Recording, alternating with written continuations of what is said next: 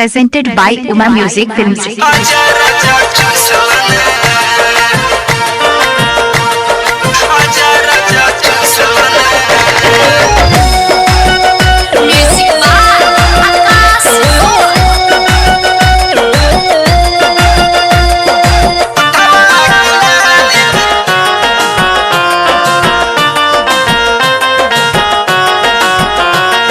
छोहरी चली गईला केकरा सहारे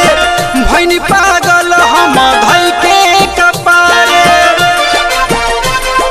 ए सैया हाँ छोरी चली गईला केकरा सहारे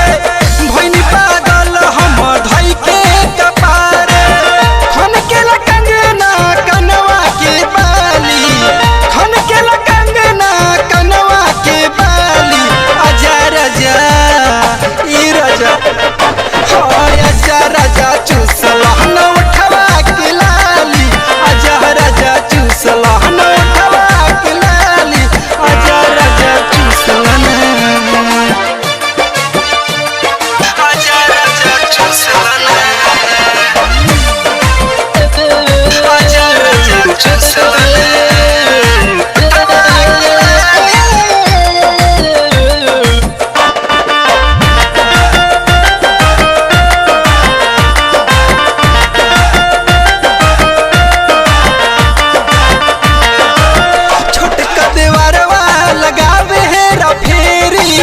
जल्दी से आजा राजा काहे कैल देरी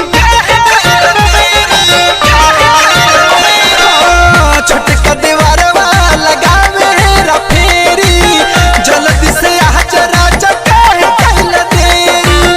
कहला कि जींस पहिन कपड़ा पहिन जाली कहला कि जींस पहिन कपड़ा पहिन जाली आजा राजा हरे आ जाइना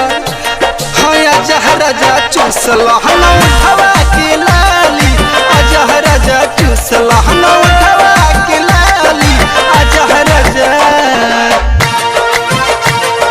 आजा राजा चूसला आजा राजा चूसला उठवा के लाली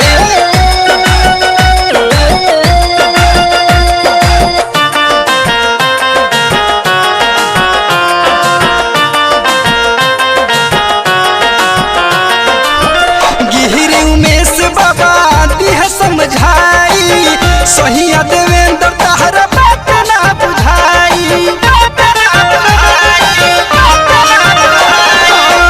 गिरी में से बाबा दिह समझाई सहिया देवेंद्र तहरा बात ना बुझाई देवराज टेंडर काटल देत बार गारी देवराज टेंडर काटल देत बार गारी आजा राजा अरे अब आजा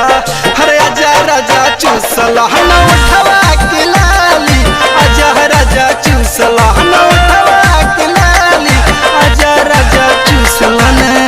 हाँ छोरी चली गईला केकरा सहारे भैनी पागल हम धई के कपारे खन के कंगना कनवा के बाली खन के कंगना कनवा के बाली आजा राजा ई राजा हाय आजा राजा चूसला न उठवा के लाली आजा राजा चूसला न उठवा के लाली आजा राजा चूसला न रिकॉर्डिंग स्टूडियो उमा म्यूजिक केसरी बाजार।